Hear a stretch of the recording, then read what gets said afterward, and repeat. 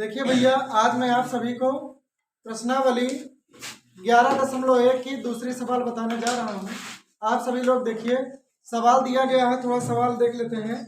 दिया गया है 4 सेंटीमीटर, 5 सेंटीमीटर और 6 सेंटीमीटर भुजा वाले एक त्रिभुज की रचना कीजिए और फिर इसके समरूप एक अन्य त्रिभुज की रचना कीजिए जिसकी भुजाएं दिए हुए त्रिभुज की संगत भुजाओं की 2/3 गुनी हो।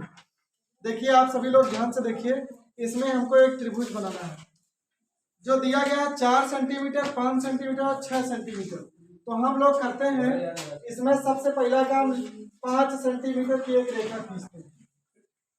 5 सेंटीमीटर की एक रेखा खींचेंगे, इसको नाम दे देते हैं ए और बी। ये नाम दे दिया गया। ये है भैया 5 सेंटीमीटर की रेखा। उसके बाद देखिए, हम लोग गोला प्रकार में पटरी से अपने नाप लेते हैं 0 से लेकर के 4 सेंटीमीटर। तो 0 से जब 4 सेंटीमीटर नाप लेंगे, इस प्रकार से एक चाप लगा देते हैं। और उसके बाद दूसरी भुजा दिया गया है उसमें 6 सेंटीमीटर। तो फिर से गोला प्रकार से पटरी में नापते हैं और 6 सेंटीमीटर नाप करके डी पर रख करके एक चाप लगाते हैं। ये जहां काटता है उसको ऐसे मिला देते हैं। इस प्रकार से दोनों को मिला देते हैं। ये हो गया सी बिंदु, जो मिला ये हो गया सी बिंदु। तो ये हो गई 6 सेंटीमीटर की और ये हो गई 4 सेंटीमीटर की। इस प्रकार से त्रिभुज का निर्माण हम लोग जल्द से जल्द कर सकते हैं। अगर गोला प्रकार से नहीं करेंगे तो हमें जल्दी सही माप नहीं मिलेगी। इसलिए सही माप मिल जाए, हमें तत्काल में गोला प्रकार में 4 सेंटीमीटर नाप करके एक चाप लगाना है। उसके बाद 6 सेंटीमीटर नाप करके दूसरा चाप लगाना है जो बिंदु सी पर काटता है, और सी को ए तथा बी से मिला लेते हैं। इस प्रकार से हमारा त्रिभुज एबीसी बन जाएगा। उसके बाद इसमें कह रहा है कि एक समरूप त्रिभुज बनाइए। एक समरूप त्रिभुज कह रहा है बनाने के लिए, और कह रहा है जिसका अनुपात जो हो 2:3 के अनुपात में हो। तो हम लोग जो ए बी रेखा दिया गया है, बिंदु ए से एक न्यून कोण बनाती हुई रेखा खींचते हैं। इस प्रकार से देख लीजिए, इसको नाम दे दीजिए यक्स। एक्स रेखा हो गई। ये जो न्यून कोण बनाती हुई, जिसे पहले सवाल में था ऊपर बनाए थे, इसमें नीचे बनाना है। और इसमें दिया गया 2:3। तो 2 और 3 को जोड़ लेते हैं, कितना हो जाएगा 5। तो हम इसमें 1-1 सेंटीमीटर नाप करके लगभग 5 बार ऐसे चाप लगा लेते हैं।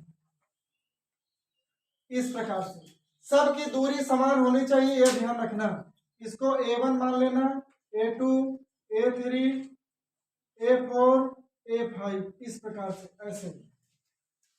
उसके बाद देखिए भैया, इसमें हम जो बिंदु बी दिया गया है, उसमें दिया गया है सवाल में 2:3 अर्थात कि 2/3।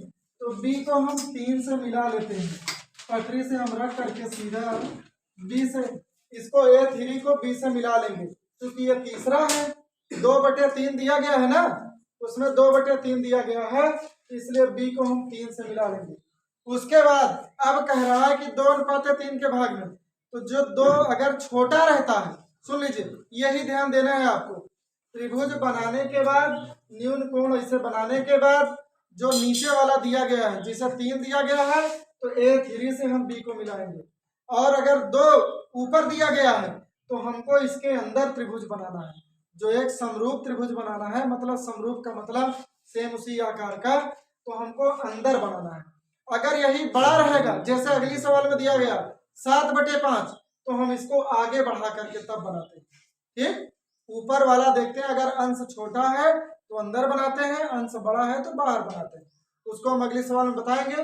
इसमें दिया गया 2/3, तो 2/3 के अनुसार हम बना रहे हैं। तो भैया दूसरा ये A3 से मिला लिए इसको। अब हम लोग करेंगे गोला प्रकार से लेकर के एक ऐसे चाप लगा लेते हैं, और उसके बाद A2 पर रख करके ऐसे एक चाप लगाते हैं। ध्यान रखिएगा, A2 पर रख करके एक चाप लगाएंगे। उसके बाद हम यहाँ से इसकी दूरी को नाप लेते हैं। इस प्रकार से जितना दूरी ये है, उतने दूरी जहां से चाप लगाए थे उसको ऐसे काट देते हैं। ऐसे काटने के बाद इसको हम ऐसे मिला देते हैं। ये जो जहां से काटता है इसको A2 से मिला देते हैं। इस प्रकार इसको हम A2C इस प्रकार से ऐसे मिला देंगे। और ये देखिए इसी के समांतर भुजा हो जाती है जो A3B है, A2 इसको नाम कुछ दे दीजिए, जैसे B डैश दे दीजिए, क्योंकि उसी रेखा पर है, इसको हम नाम B डैश दे देते हैं।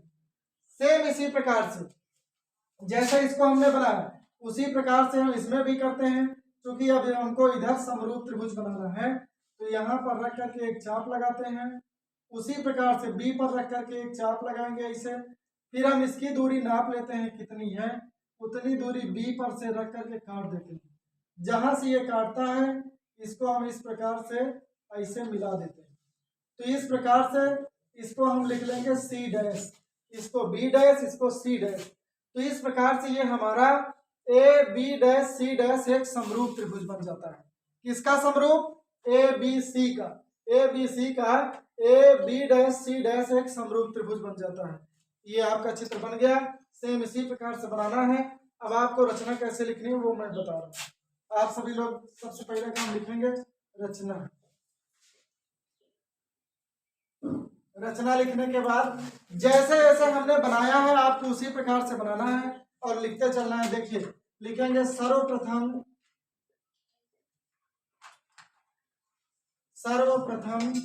AB बराबर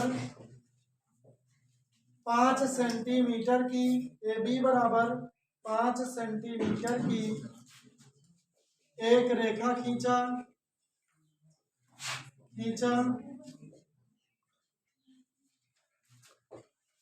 बिंदु A को केंद्र मानकर, बिंदु A को केंद्र मानकर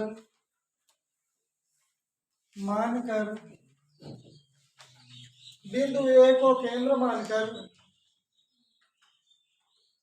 4 सेंटीमीटर की दूरी लेकर, 4 सेंटीमीटर की दूरी लेकर एक चाप लगाया तथा बिंदु B को केंद्र मानकर, बिंदु B को केंद्र मानकर 6 सेंटीमीटर की दूरी लेकर दूसरा चाप लगाया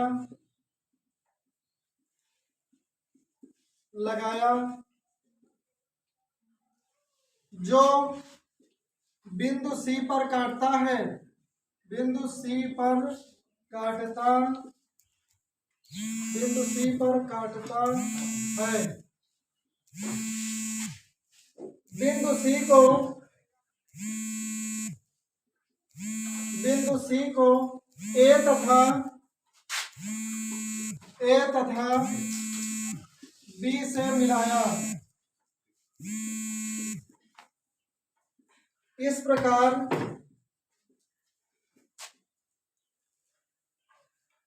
हमारा त्रिभुज ABC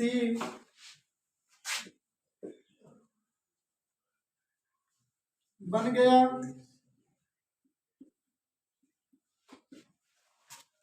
उसके बाद भैया देखिए इसमें हम लिखेंगे फिर से बिंदु A को केंद्र मानकर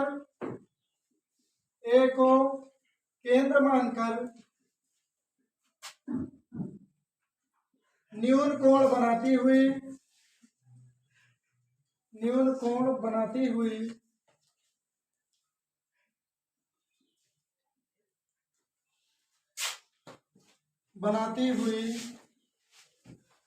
रेखा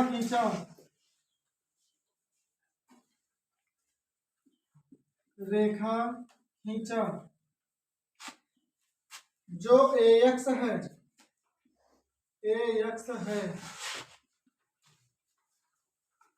A में इस रेखा में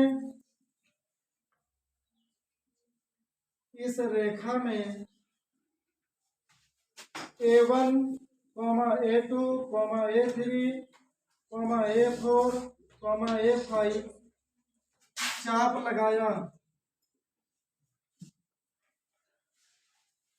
जिसमें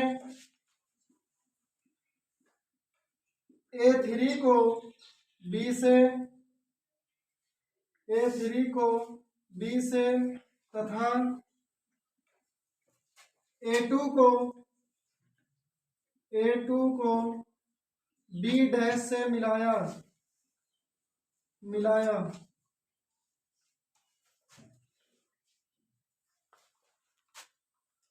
और B डैश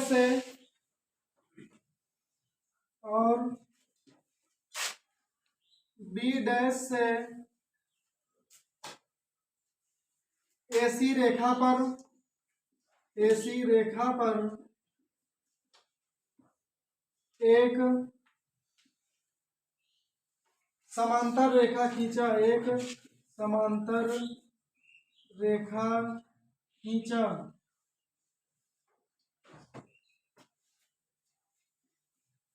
इस प्रकार